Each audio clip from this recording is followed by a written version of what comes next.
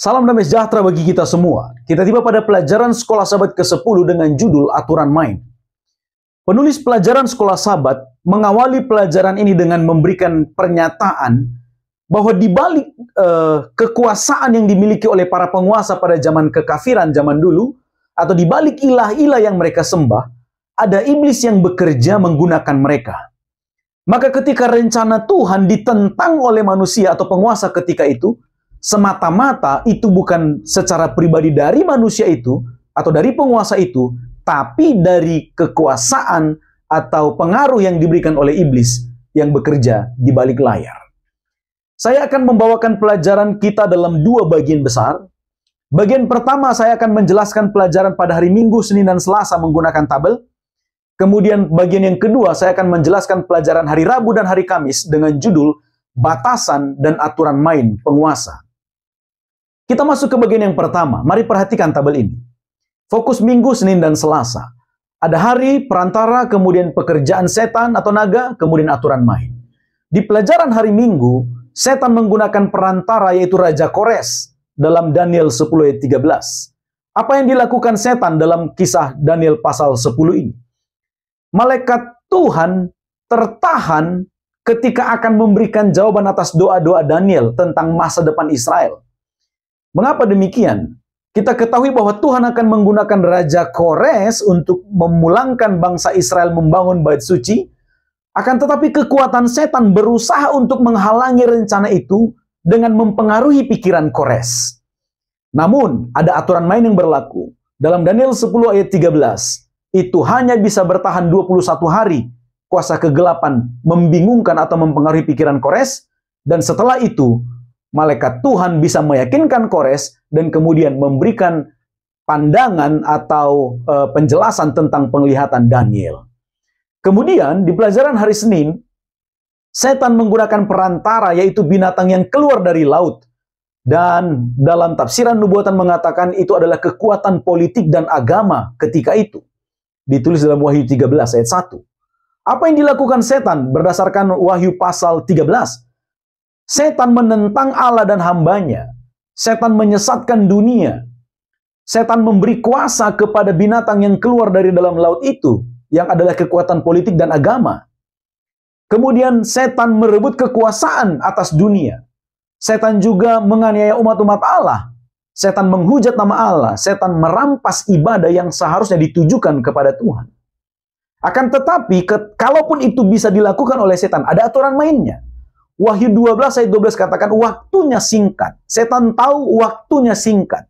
Artinya tidak selamanya dia dapat melakukan hal itu.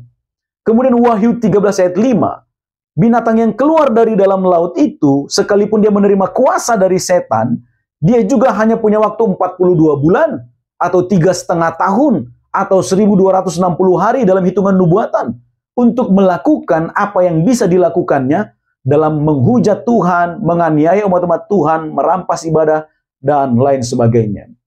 Kemudian pelajaran hari Selasa. Pada peristiwa Ayub, setan menggunakan perantaran orang Kasdim dalam Ayub 1 ayat 13. Kemudian, apa yang dilakukannya? Oh, setan mengambil harta Ayub. Setan melukai fisik Ayub. Setan memfitnah karakter Tuhan dan juga karakter Ayub.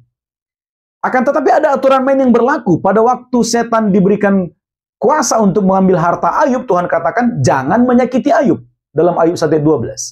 Lalu kemudian diberikan izin melukai fisik Ayub, tapi Tuhan katakan jangan ambil nyawanya dalam Ayub 2 ayat 3 sampai 6. Jadi pelajaran Minggu, Senin, dan Selasa fokusnya adalah memberitahukan bahwa setan punya waktu dan kesempatan yang diberikan untuk melakukan kuasanya, tapi dengan aturan main yang ada.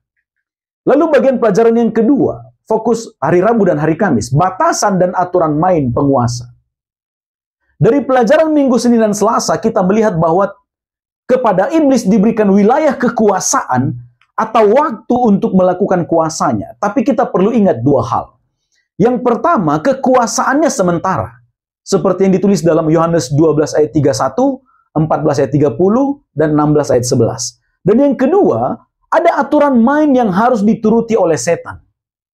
Namun kita juga harus paham Tuhan juga dibatasi oleh aturan main tersebut.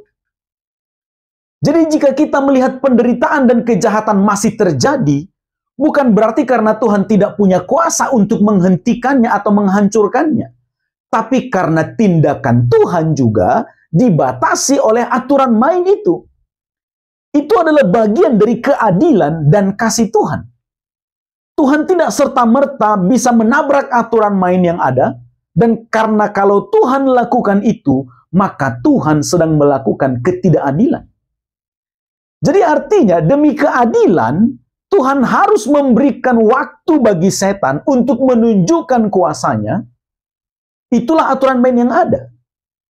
Dan Tuhan juga tidak boleh mengintervensi atau menghentikan setan sebelum waktu yang diberikan kepadanya selesai.